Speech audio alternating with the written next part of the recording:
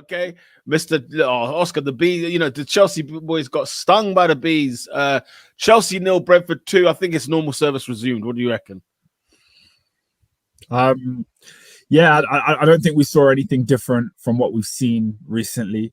It was such a frustrating game. Chelsea dominated the first half for a long period of time.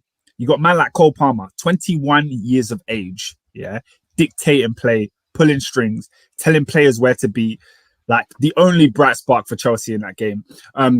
We created a bag of chances, a bag of chances. But at the end of the day, it's just same old Chelsea, innit?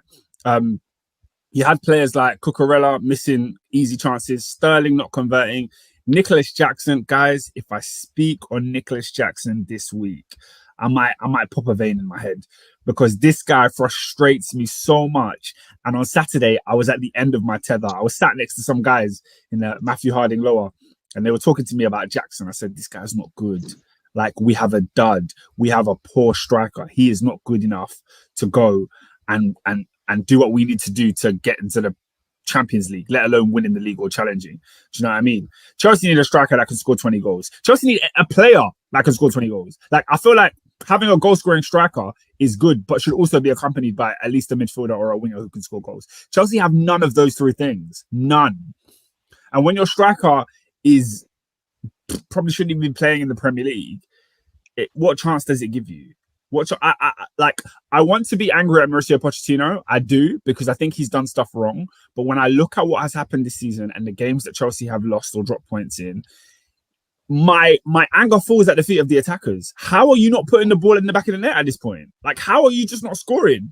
Like, it doesn't make any sense to me. The way that we play is in such a way that we find it very difficult to break down low blocks. When a team comes and sits in front of us, we run out of ideas very, very quickly. And like I said, Chelsea created a couple opportunities. Madueke hit the post. Cucurella has a great chance. Sterling has a great chance. But after those dried up, it was really, really bleak. And there's one moment in the game that literally just sums up everything that happened. Cole Palmer receives the ball in the number 10 position. Yeah, he's got two banks of four in front of him. He's got right backs to the right, winger, all of that. Yeah, he's got on the ball, looking at Jackson, pointing, saying, "Move, like make the run." He passes it to the Sassy. He looks back at Jackson like, "Bro, you've got to run," and he's dictating the play, like telling these players what to do. Like, guys, that first half, we played some amazing football, but didn't finish. We had no finish, nothing at the end of it. It was so frustrating to watch. And then when you move forward into the second half, another terrible mistake. Sterling doesn't track his runner. The ball goes in the air and they head it in. And it's so simple. For us, scoring a goal is like trying to get into the eye of a needle. Like, it's the hardest thing that we can possibly do, scoring a goal. But when teams come against us, we just give them opportunities consistently. And then when we got tired, what do? Make stupid mistakes and give the opposition a goal.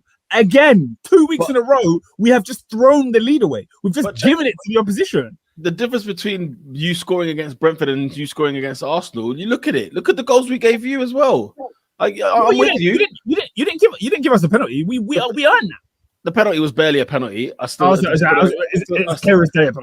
agree it was a penalty. And the second one, I mean, come on. You could have had those two kind of goals against Brentford and you would have been 2-2. You know what I'm saying? We would have won the game. If we had scored against Brentford in that first half, there was no way they were coming. They did nothing in this game, PR. They did absolutely nothing. There was no way they were coming out and attacking us.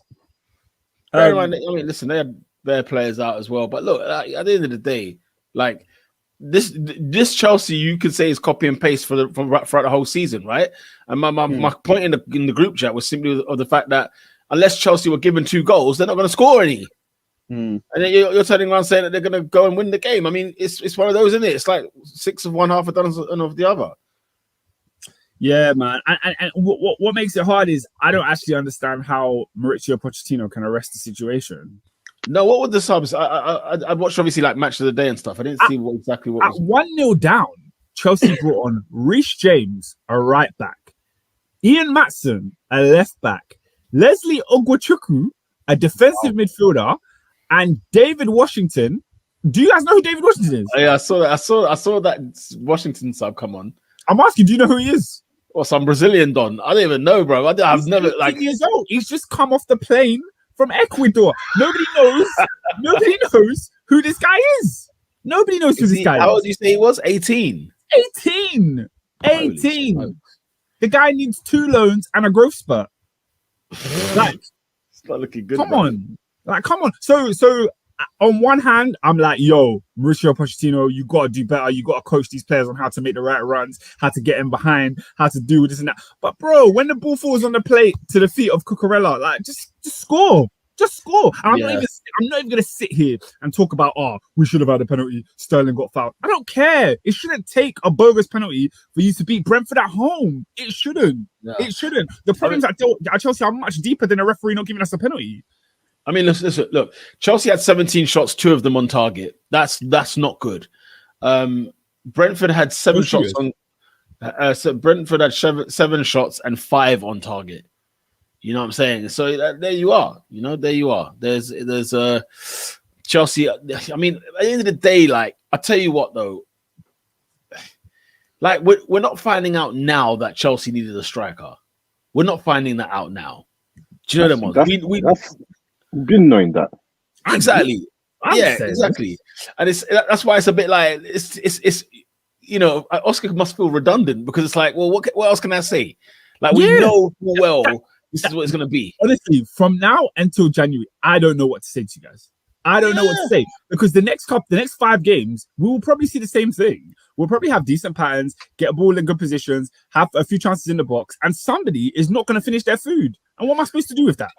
Do you think you're better off without the ball? Let's say, because I think you got Spurs next, and I think you got like City, Newcastle, teams like that. You got some horrible fixtures, right? Brighton, United, all that lot.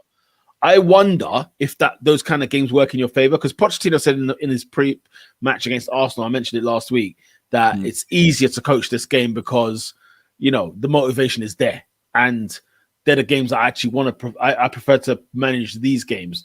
Obviously, you got the 1-1 draw with Liverpool, at the start of the season, which looks like a cracking result now.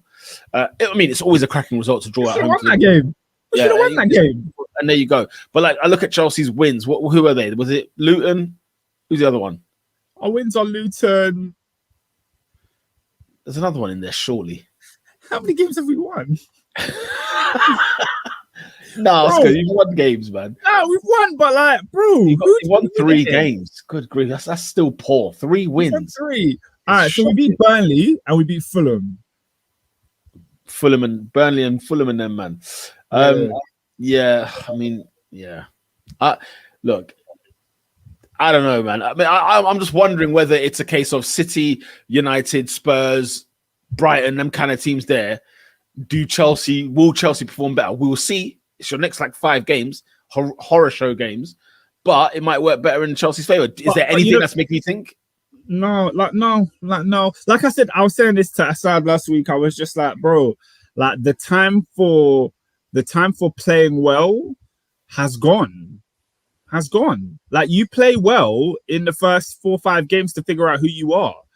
Now it's the time for results. So what does it mean to me if we go to the Spurs Stadium, play really well and leave with a point? Like, what does it really mean that in the grand scheme of Chelsea's season, it doesn't mean anything. We are far behind the list. We are 10 games into the season and we've won 3. We have failed to win 7 games. That's pathetic and is not the standard of Chelsea Football Club. And I don't care what players we have. It's worse than the players we have right now. Baraka says, all these good patterns of play mean nothing if we can't score to save our life. 3 wins in 10 games is relegation form. I mean, look, Assad says, please tell me the difference between Poch and Potter. How is it October and you've lost 3 home games already? I don't feel like we were this creative under Potter. I'll be honest. I feel like Poch has been very unfortunate. That doesn't mean he's been flawless. That doesn't mean he's without blame. But I think he has been unfortunate in many of the games because I don't like that Brentford game. What can you really say about Poch? Like in the first half, the guys need to put the game to bed. When it came to the second half, we struggled. We didn't create anything, and that's maybe to do with the whole thing of Poch can't break down a low block. Do you guys believe in that theory? Because it's a big thing that's going around Chelsea Twitter at the moment.